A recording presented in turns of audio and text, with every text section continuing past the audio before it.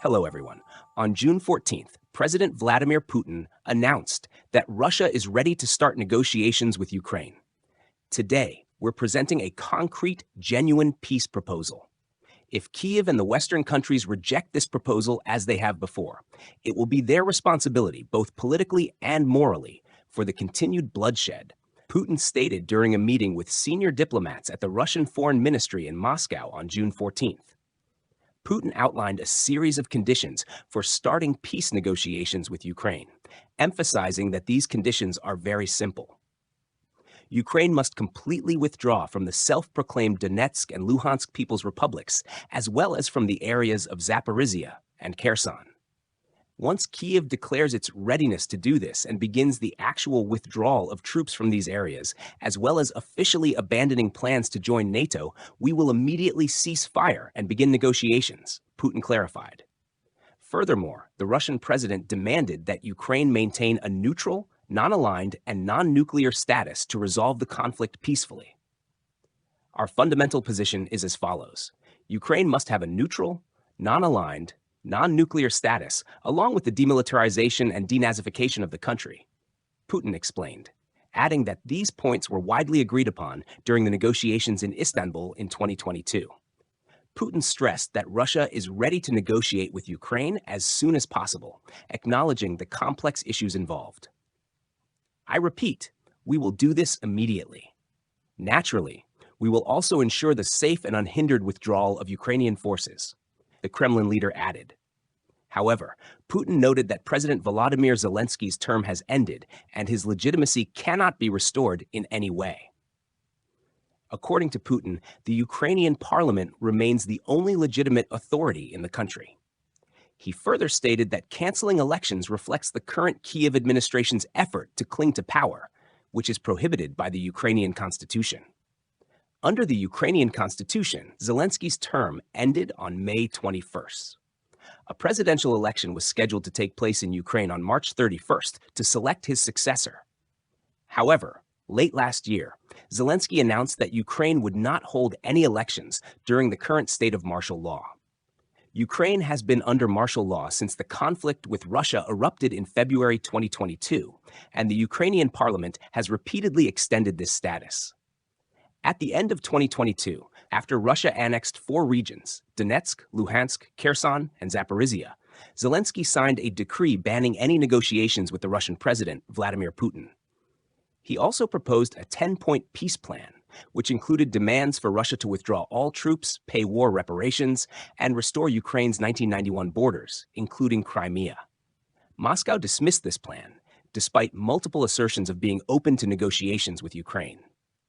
Today, Putin stated that NATO has sought to turn Ukraine into a theater of conflict against Russia and has done everything possible to pit one nation against another. He emphasized that the Ukraine crisis is not a conflict between two countries, but a result of the West's aggressive policies.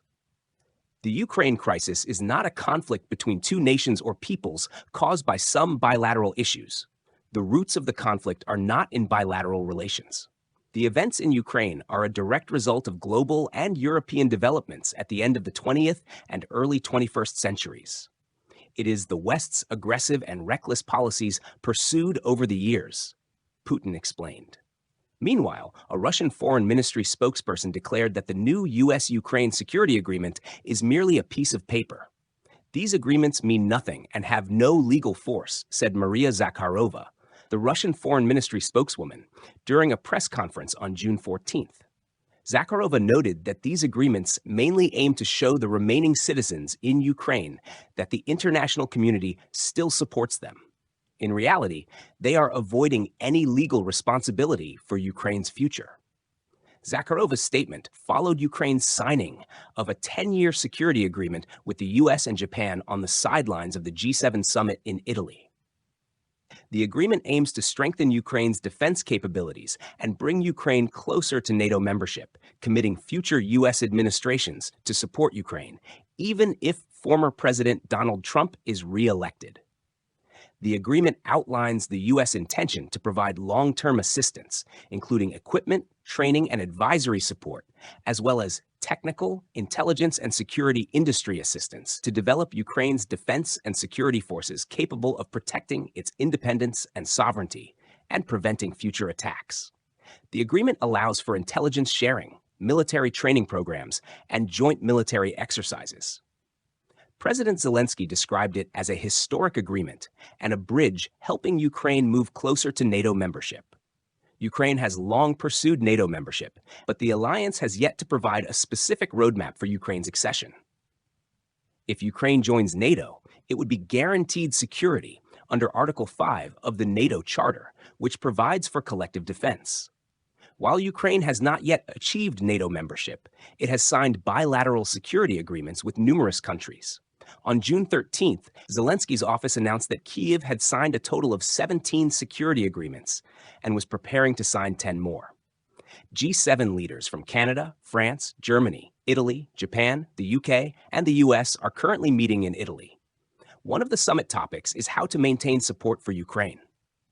On June 13th, G7 leaders agreed on a plan to establish a $50 billion loan fund to support Ukraine, with proceeds from frozen Russian assets. In response, Putin accused the G7 plan of being theft, promising retaliation. Western countries have frozen Russian assets and foreign reserves and are seeking to establish a legal framework to appropriate them. Theft will always be theft, no matter how they try to disguise it. This will lead to retaliatory measures, Putin said during a meeting with Russian Foreign Ministry leaders. The statement was made after Italian Prime Minister Meloni announced that G7 leaders had agreed on a plan to use the profits from more than $300 billion in frozen Russian assets abroad, primarily in the European Union, to loan $50 billion to aid Ukraine. The Kremlin leader believes this move will destroy the financial system that the West built, which has provided prosperity and significant funds through loans and financial obligations worldwide for decades. Clearly, no country or business is safe economically or legally. Anyone could be the next victim of the U.S. and its Western allies, he added. Putin also announced that Russia would cease fire and begin peace negotiations if Ukraine abandons its NATO ambitions and withdraws all forces from the 4 regions annexed by Moscow at the end of 2022. We will ensure the safe withdrawal of Ukrainian units from the area, he said. In March, the EU agreed on a plan to use profits from the frozen assets of the Russian Central Bank to support Ukraine, which could receive around €3 billion, $3.25 billion a year, totaling up to €15 billion for the period 2023-2027, depending on market conditions. However, the U.S. wants to push for faster and more substantial efforts with a large loan. Biden administration officials said the U.S. is ready to provide up to $50 billion, though Washington's contribution could be significantly lower since it is a joint initiative. Moscow has previously criticized the G7 countries' idea of using frozen Russian assets to support Ukraine and threatened retaliation.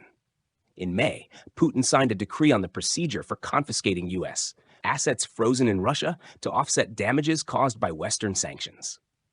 Thank you for watching this video. If you found it interesting and informative, don't forget to like and subscribe to support our channel. Goodbye, and see you in the next video.